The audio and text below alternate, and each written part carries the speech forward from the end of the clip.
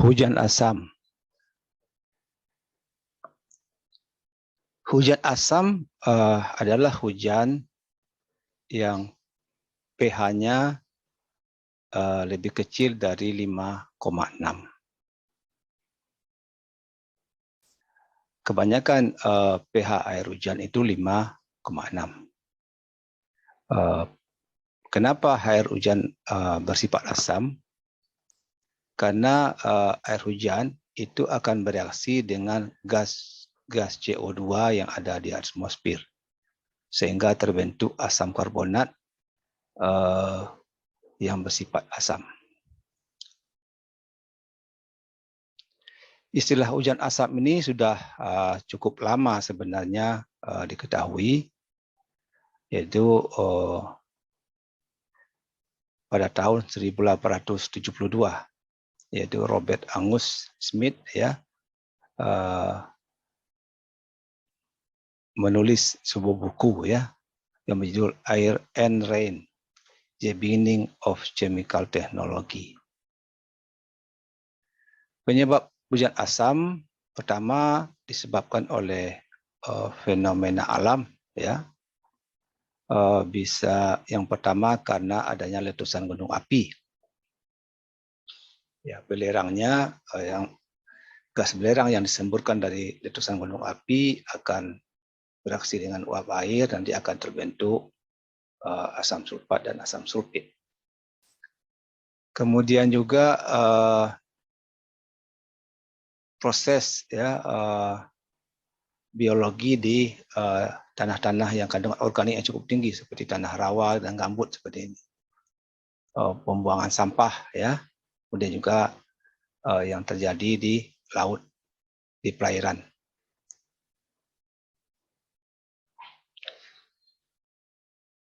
Penyebab hujan asam karena aktivitas manusia pada umumnya karena menggunakan bahan bakar, baik itu untuk aktivitas industri, atau untuk membangkit tenaga listrik, atau proses yang terjadi karena untuk memproduksi dalam satu industri.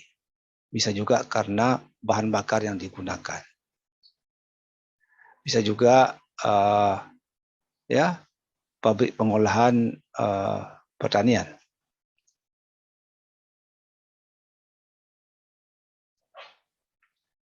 Sumber-sumber hujan asam, yang pertama gas SOx, itu nanti bisa membentuk H2SO4. Nah, SOx ini berasal dari pembakaran minyak dan batu bara serta proses-proses industri. NOx nanti bisa membentuk asam nitrat, sumbernya dari proses pembakaran amonia, terutama yang berasal dari peternakan. Asam klorida ini terbentuk di stratosfer, yang melibatkan CFC atau freon dan radikal oksigen atau oksigen monoatom. Mekanisme terjadinya hujan asam. Misalkan di satu tempat berdiri satu industri. Industri tentu digerakkan oleh mesin menggunakan bahan bakar. Nah, tidak semua bahan bakar akan terbakar dalam proses menggerakkan mesin, ada emisinya nanti akan menguap ke udara. Kemudian proses produksi itu juga bisa menghasilkan partikel, asap dan sebagainya, juga nanti bisa terbang ke udara. Nah, jadilah asap dan partikulat lainnya. Dan itu nanti akan misalkan mengandung SOx, NOx Nah, itu nanti akan bertemu dengan uap air, akan terbentuklah asam sulfat, asam nitrat asam sulfida asam sulfit dan asam-asam yang lain Nah, itu nanti akan bercampur dengan hujan sehingga pH air hujan menjadi kecil dari 5,6. Nah, itu yang disebut dengan hujan asam. Turunnya belum tentu di tempat industri ini berada, bahkan bisa sejauh 1000 km dari tempat asalnya menguap.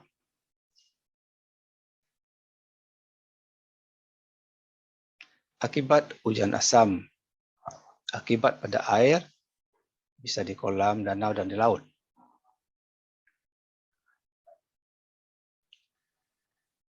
Nah, air yang menjadi asam itu berdampak pada plankton dan invertebrata. Jadi hewan-hewan kecil inilah yang paling mudah terdampak dengan perubahan perubahan pH air. Apabila pH air kecil dari 5, maka lebih dari 75% spesies ikan itu akan hilang. Itu tentu akan memutus rantai makanan. Akibatnya ekosistem terganggu. Ya.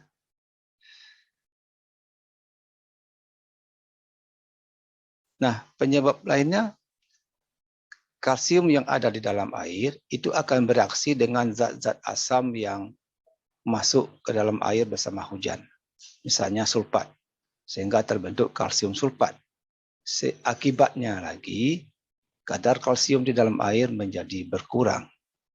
Jika kadar kalsium berkurang, itu akan mengganggu pembentukan tulang. Jadi ikan menjadi bungkuk, bisa tidak bertelur, pertumbuhan terlambat, dan bahkan bisa menyebabkan kematian.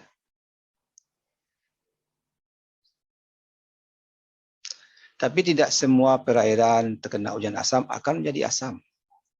Karena ada juga jenis-jenis batuan, tanah-tanah tertentu yang dapat membantu menetralkan keasaman tersebut. Akibat pada tumbuhan. Nah, hujan asam akan bereaksi dengan unsur hara di dalam tanah. Kita tahu unsur hara adalah nutrisi bagi tanaman. Jadi kalau nutrisinya berkurang, maka proses fotosintesa bisa terganggu. Ya, itu juga nanti akan berdampak pada daun. Daunnya timbul bercak-bercak, ya seperti ini. Kemudian akan menjadi putih, kemudian akan menjadi coklat dan rontok. Dan dalam waktu yang lama bisa menyebabkan kematian bagi tanaman tersebut.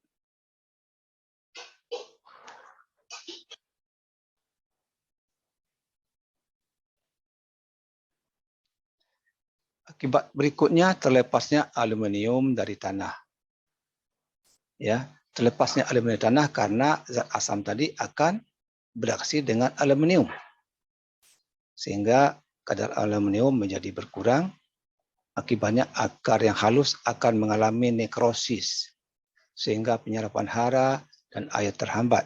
Dan tumbuhan menjadi kekurangan air dan hara. Juga nanti menghambat proses fotosintesa, ya. Karena daunnya sudah tidak semua daunnya akan menjadi hijau. Juga pertumbuhan akar dan mikrozat terhambat, dedaunan rontok, mudah terserang penyakit, ya.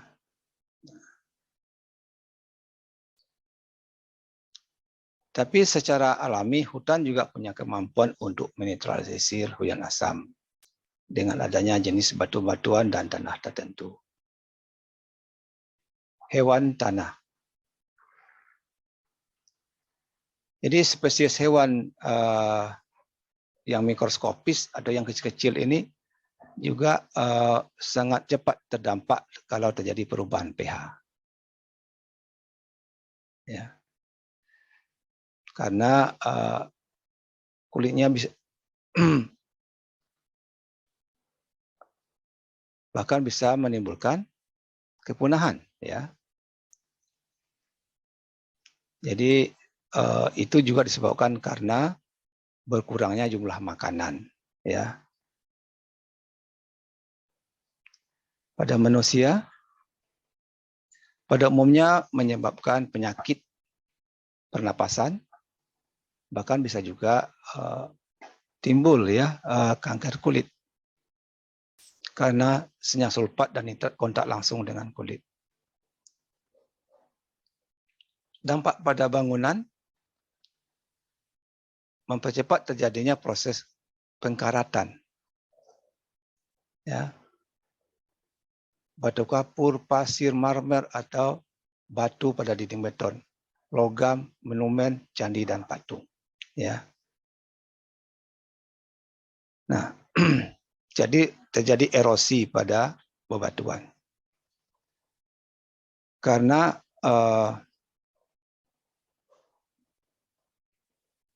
SO2 itu akan melarutkan kalsium karbonat. Jadi batu-batuan ini akan tergerus dan akan bereaksi dengan asam yang berasal dari hujan tersebut. Kemudian juga akan memudarkan warna cat. Cat itu mengandung Pb, ya. Itulah yang membuat cat itu mengkilat, terutama cat kayu, ya. Jadi kalau sering kena hujan yang bersifat asam, maka zat asam dari yang ada dalam air hujan tersebut akan bereaksi dengan Pb dan itu akan lepas dari cat tadi sehingga catnya menjadi pudar, ya.